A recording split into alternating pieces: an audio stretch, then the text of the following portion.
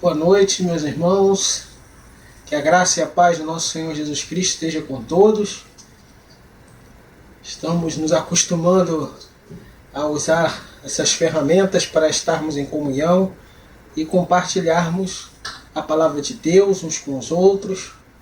Por isso eu gostaria de meditar com os irmãos uma breve reflexão sobre o tema entristecido, mas alegre.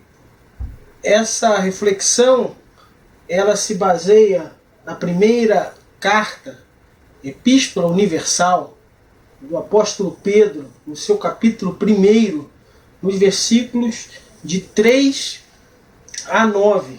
E eu convido você a acompanhar a leitura desse texto.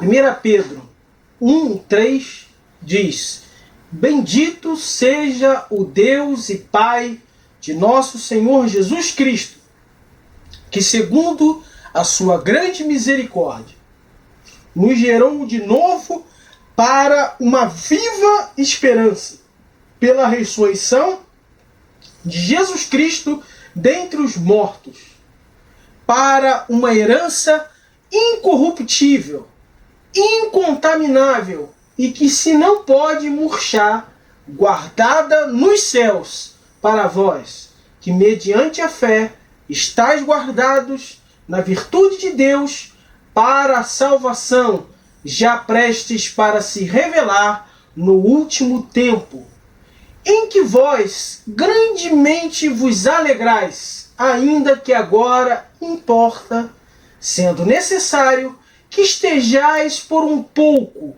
contristados com várias tentações, para que a prova da vossa fé, muito mais preciosa do que o ouro que perece e é provada pelo fogo, se ache em louvor e honra e glória na revelação de Jesus Cristo, ao qual, não havendo visto, amais, no qual, não o vendo agora, mas crendo, vos alegrais com gozo inefável e glorioso, alcançando o fim da vossa fé, a salvação da alma.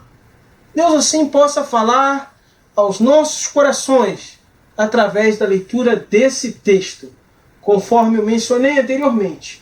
O tema da nossa breve reflexão é entristecido, mas alegre.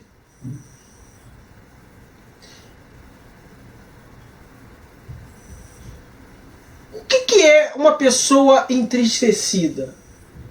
Contristada? É uma pessoa que se entristeceu por estar repleta de sofrimento, que acabou por se entristecer, que sente tristeza, que se sente triste. E digo a você, meu prezado irmão, que é normal, né? Isso faz parte da vida. Por mais que tentamos esconder as nossas emoções, há momentos da nossa vida que nos sentimos tristes, que nos sentimos entristecidos. Né? Contristado é sinônimo de angustiado, consternado, desgostoso, entristecido, e é o exato oposto de estar alegre, contente e feliz. E aí eu digo, meus irmãos, que o próprio Jesus, em momentos da sua breve vida terrena, nos seus 33 anos aqui na Terra, em vários momentos se sentiu entristecido pela maldade do ser humano, pela incredulidade dos homens, né? E também pela terrível realidade de dor e sofrimento que o pecado provoca na condição humana. E por isso, irmãos, o cristão ele vive uma vida repleta de paradoxos, né? Ao mesmo tempo que ele convive com a tristeza, ele tem a capacidade de olhar para a viva esperança nos céus e se alegrar. De verdade, muitos têm pregado um evangelho fácil, mas esse ano, e com toda essa epidemia, com o desmoronar de planos, com a recessão, com a economia, com o risco, nós vemos que não existe mar de rosa na vida cristã. E a teologia da prosperidade é uma falácia, né? Achar que ao crermos em Cristo, né, desaparecem todos os problemas. Muito pelo contrário, nós tão logo cremos em Cristo e recebemos a Cristo como nosso Senhor e Salvador, descobrimos que as doenças, as crises, elas são companheiras constantes na nossa caminhada terrena. Mas elas fazem parte da nossa prova, que prova a nossa fé. Como poderia um aluno passar de série sem passar por prova? O teste é super importante. E até mesmo a prova ela é necessária, a fornalha é necessária para que, ao se purificar o metal, as escórias sejam colocadas à superfície e sejam eliminadas. E assim, no alto forno de uma siderúrgica. E assim é na vida cristã, quando Deus permite que as provações se acerquem da nossa vida para que as escórias e os cuidados desse mundo sejam colocados à superfície, sejam facilmente, se desprendam da nossa realidade espiritual. Nós poderíamos passar a vida inteira se lamentando pelas coisas que nós não temos, ou pelo que nós não podemos fazer, ou pelas frustrações que nós sofremos no nosso dia a dia. Mas, melhor do que isso, é a cada dia escolhermos nos alegrarmos justamente pelaquilo que nós temos. Porque se nós temos 1000 razões para lamentar ou para reclamar de aquilo que nós não temos, nós temos muito mais, ou 2000 razões para alegrarmos pelaquilo que nós temos, por tudo aquilo que você tem. E a grande verdade é que o sorriso, né, como o pastor Maurício costuma falar nas suas pregações, né, o sorriso é grátis e alegra o nosso coração. Sorria, mesmo sem motivos, porque o coração alegre formoseia o rosto, mas pela dor do coração o espírito se abate. É o que diz em Provérbios capítulo 15, versículo 13. Então, em primeiro lugar, eu gostaria de lembrar a cada um de nós, servos de Jesus Cristo, que nós temos razões de sobra para nos alegrarmos. Nós temos uma viva esperança. Aliás, já dizia o ditado que a esperança é a última que morre, porque a nossa esperança não está nesta vida. Esta vida é passageira. A nossa esperança, a esperança do crente, ela é viva justamente porque ela está nas coisas eternas. Porque se nós esperarmos em Cristo somente nesta vida, nós somos os mais miseráveis de todos os homens. É o que nos diz lá em 1 Coríntios capítulo 15, versículo 19. Aí nós vemos a situação dos Tessalonicenses, em que Paulo, ele fala que nós não devemos nos entristecer como os demais que não temos esperança. Porque nós sabemos que ainda que venhamos a morrer, um dia haveremos a nos encontrar com Cristo, e se estivermos vivos, seremos arrebatados. A esperança de estar com Cristo, de subir com Cristo nas nuvens, é razão de sobra para nos alegrarmos. E daí vem da palavra grega, a galiaste, que quer dizer o júbilo, aquela exaltação de gratidão que o servo de Deus deve ter. Como diz lá em Neemias capítulo 8, versículo 10, que a alegria do Senhor é a nossa força. Então, ainda que tenhamos motivo para nos entristecer, ou coisas que roubam a nossa paz, as preocupações desse mundo, mas a alegria do Senhor deve tomar conta do servo de Deus, porque ela é a nossa força. Eu me lembro quando um povo tinha voltado do cativeiro e estava lançando os alicerces do segundo templo, o templo que estava sendo reconstruído após o glorioso templo de Salomão. E enquanto a voz dos jovens de júbilo de ver o cativeiro tendo se findado e os alicerces sendo lançados, os mais idosos que tinham visto a glória do templo de Salomão choravam, de forma que a palavra de Deus diz que não se podia distinguir a voz dos que choravam com a voz dos que celebravam de alegria. né? E nessa briga entre alegria e tristeza, que possa prevalecer a alegria. Até mesmo porque Ageu é encorajado por Deus como profeta a levar uma mensagem de alento e de alegria, a falar: calma, vocês parecem que essa alegria desse templo não é nada perto do templo de Salomão. Eu vos digo que a alegria dessa casa será muito maior. E eu digo que a alegria daquele segundo templo foi o templo que serviu de base para o templo que recebeu Jesus Cristo, pelo qual Jesus percorreu, né, que ao ser embelezado ou considerado como a terceira reconstrução do templo feita por Herodes. Aquele templo foi considerado uma das 7 maravilhas do mundo, a ponto dos discípulos mostrarem a Jesus a grandiosidade das pedras, e aí Jesus alertar novamente que eles não deveriam se alegrar por aquela beleza das construções, porque não ficaria pedra sobre pedra. Mas o fato é que é alegria no Senhor, não no templo físico, não nas paredes, não nas instalações físicas que nos movem a nos alegrar, mas sim as coisas que o olho não vê. Então a razão para nós nos alegrar é justamente podermos nos contrapor ao materialismo, às coisas do mundo. Contrapor as coisas de Deus com o materialismo do mundo. Porque as coisas do mundo, os valores terrenos, o dinheiro, as ações, o dólar, a bolsa, tudo isso pode rapidamente perecer, e se morrermos hoje, não vai fazer diferença o quanto nós temos na conta bancária, no nosso caixão não haverá gaveta e nada poderemos levar, mas podemos levar sim a certeza de que fomos gerados de novo em Cristo Jesus para uma viva esperança. Não é viver rindo para sempre, mas sim ser capaz de se alegrar, ainda que nem tudo vá bem.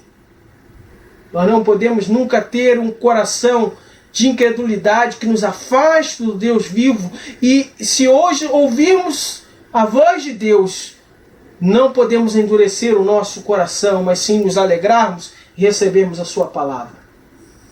Com certeza, o cristão ele tem razão também para suspirar ou chorar, porque somos humanos. E nem estamos aqui proibindo ninguém de chorar. Vários servos de Deus sentiram tristeza. E nós devemos chorar aos pés do Senhor e colocar diante de nós tudo aquilo que rouba a nossa alegria. Porque nem tudo são flores. Jesus Cristo mesmo falou em João capítulo 16, versículo 33, o evangelista João, o apóstolo João, aquele que Jesus amava, como ele gosta de se identificar no seu evangelho, diz que no mundo nós teríamos aflições. Mas tem de bom ânimo, Jesus fala, eu venci o mundo. O crente, ele não está livre da depressão. Me lembro de Elias, depois de encarar os profetas de Baal, depois de Deus responder à oração de Elias, não eram 450 profetas de Baal, Deus respondeu com fogo a Elias, e ele teve uma vitória esmagadora, arrasadora, com o povo gritando, só o Senhor é Deus, só o Senhor é Deus, lá no Monte de Carmelo. No entanto, depois daquela vitória esplêndida, ele recebeu um recado da terrível esposa de Acabe, a rainha Jezabel, a mulher que introduziu o culto a Baal em Israel e toda a idolatria dos tempos terríveis de Acabe. E ela manda um recado para Elias dizendo, eu juro por Deus, né, em outras palavras, né, porque ele diz assim, me faça o Senhor, e outro tanto, se eu não fizer a vida de Elias como a vida dos profetas de Baal que ele matou.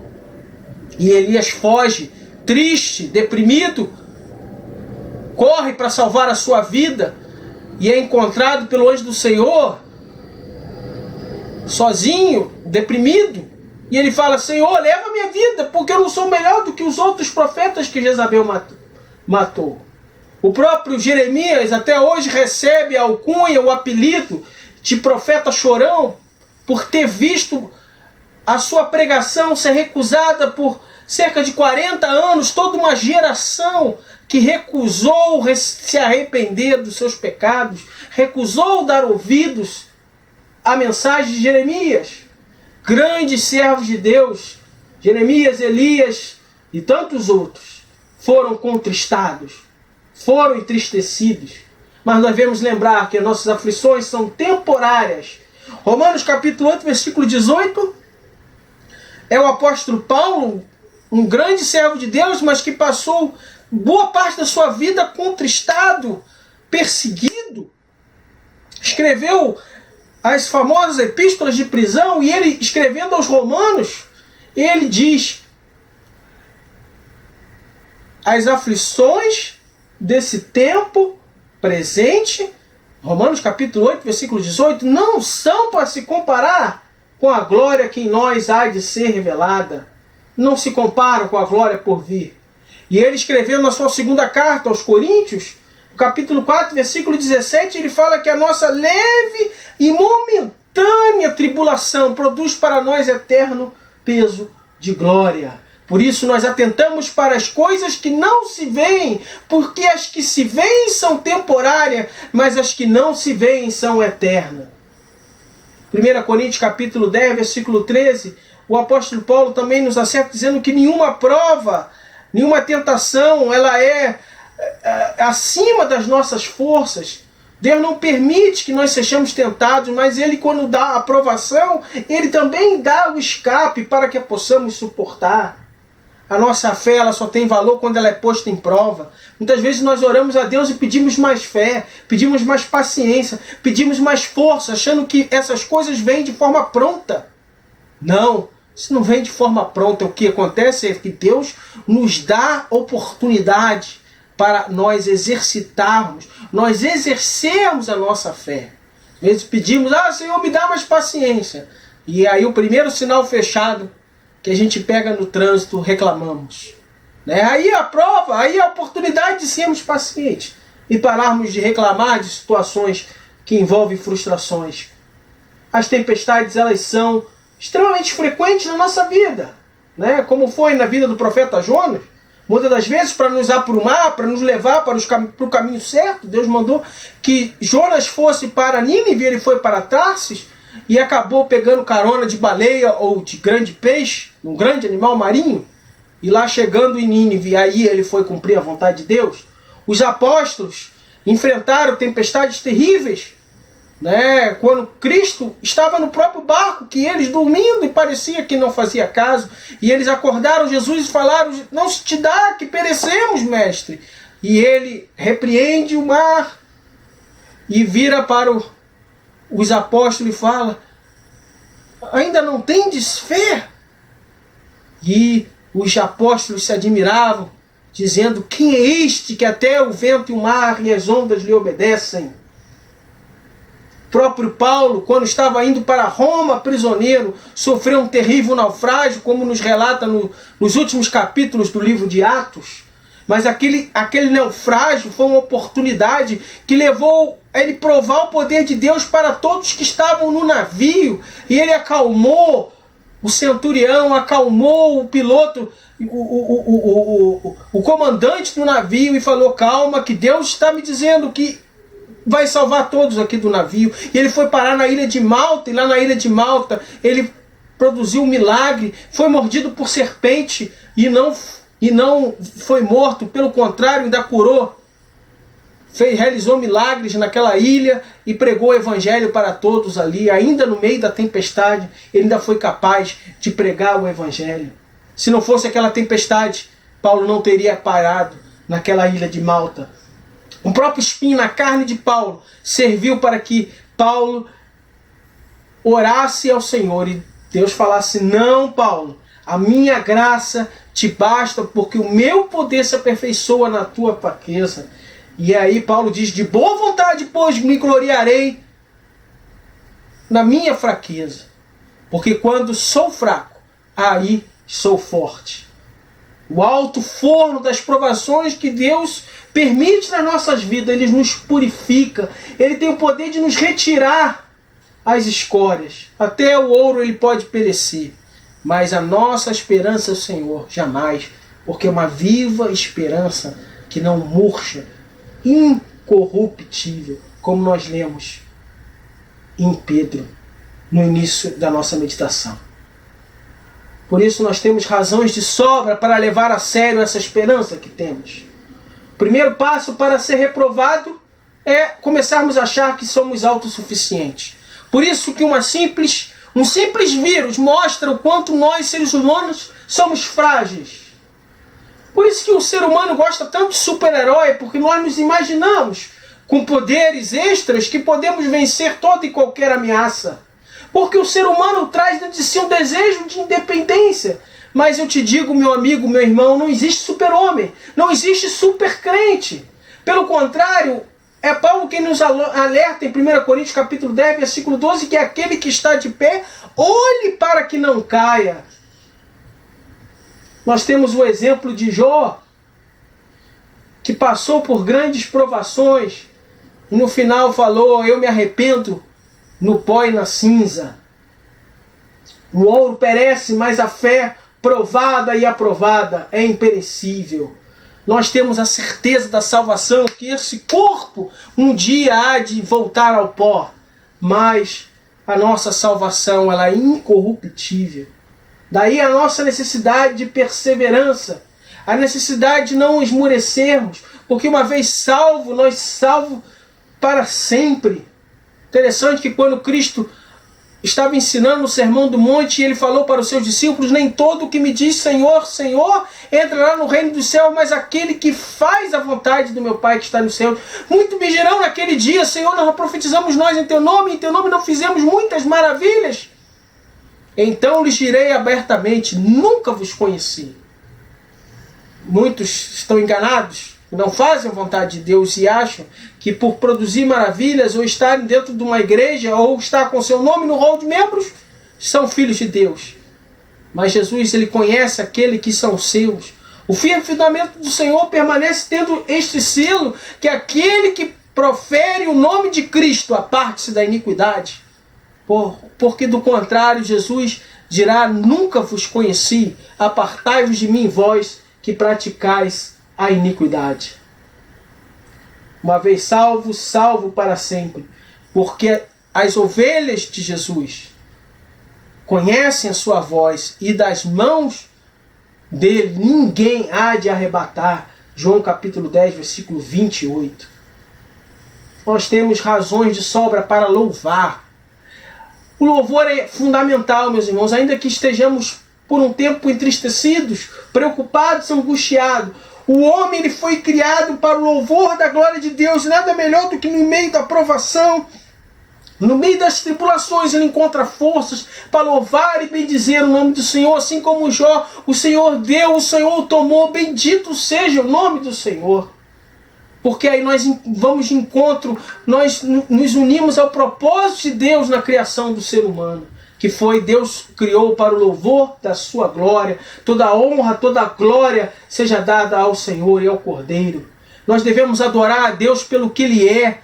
Nós não estamos buscando as bênçãos de Deus, mas estamos buscando o Deus das bênçãos. E adoramos a Deus. Se Ele curar, Ele é Deus. Se Ele não curar, Ele continua sendo Deus. Como diz aquele hino maravilhoso. A nossa razão para louvar não vem da barganha de Deus, não vem de comprar, da exigência das bênçãos. Até porque nós não merecemos nada e a nossa salvação é pela graça e Ele nos alcançou. Interessante que Saul queria tanto o reino que foi lhe dado, ele tinha um medo que começou a lutar as guerras erradas. Já Davi esperou quase 40 anos para se tornar rei, e ele esperou com paciência no Senhor. E ainda no meio das perseguições, no meio do deserto, ele encontrava forças para louvar. Eu me lembro da vitória do exército de Josafá, quando ele ora e clama ao Senhor, quando falaram para ele, olha, você está vindo uma multidão, um exército inimigo contra você, e ele se desespera e leva todo o seu povo a clamar ao Senhor. E o profeta fala, credes em Deus e ficareis seguros. Vocês não vão, essa batalha é do Senhor, vocês não vão levantar uma lança, uma espada. E ele colocou os levitas na frente, o coral cantando e louvando. E quando ele chegou para encontrar o exército inimigo, estavam todos mortos. E ele só teve que recolher os despojos. Essa vitória está em 2 Crônicas, capítulo 20, versículo 21. Uma vitória só pelo louvor, pela adoração a Deus e pela confiança. E o louvor não é só música, não é só cantar, ele engloba toda a nossa vida, nas nossas atitudes, no reconhecimento que nós temos do senhorio de Cristo, submissão a Ele. Concluindo a nossa meditação, meu amigo, não existe atalhos para a vitória. Só existe uma vitória, a vitória que vem da nossa fé. Não é? Esteja disposto a aceitar o paradoxo do crente nesses tempos modernos de estarmos contristados, mas alegres, sendo o evangelho pregado para todos. Mas ainda assim, quando Cristo fala que o evangelho alcançaria todas as pessoas no mundo, ele fala quando o Filho do Homem voltar, haverá fé na terra, porque as pessoas, o amor de muitos se esfriaria. Amós capítulo 8, versículo 11 diz que eis que vem dias, e eu digo que já estamos vivendo, em que enviarei fome sobre a face da terra, não fome de pão nem sede de água, mas de ouvir a palavra do Senhor. A palavra de Deus está por aí, fácil acesso a todos, pela internet, pelo celular, pelo tablet. Mas nunca foi tão difícil para as pessoas investirem tempo na Bíblia. O quanto falta conhecimento às pessoas da palavra de Deus. Quantas pessoas têm pregado muitas coisas, mas muito pouco a respeito da palavra de Deus. A salvação, ela é de graça e é fácil aceitá-la, mas difícil é ter essa coragem de confessar a fé em Deus perante os homens, assumir a nossa fé e estarmos alegres mesmo nos momentos difíceis. O choro é um companheiro constante do servo de Deus na sua caminhada. O próprio Tiago, o apóstolo Tiago, meu irmão de Jesus, fala no capítulo 4 da sua Epístola Universal, no versículo 9, ele fala: senti as vossas misérias, lamentai, chorai, converta-se o vosso riso em pranto e o vosso gozo em tristeza. Em Jeremias, nas suas lamentações, no capítulo 3, versículo 39, fala: de que se queixa, pois, o homem vivente? Queixe-se cada um dos seus pecados. Então, se temos motivo para ficar triste, mas o motivo principal que nós devemos clamar a Deus é pelos nossos pecados, pela maldade do ser humano, para Deus ter misericórdia da humanidade, do nosso mundo, e use de graça para conosco. Romanos 8, 28 fala que todas as coisas contribuem para o bem daqueles que amam a Deus, daqueles que são chamados por seu decreto.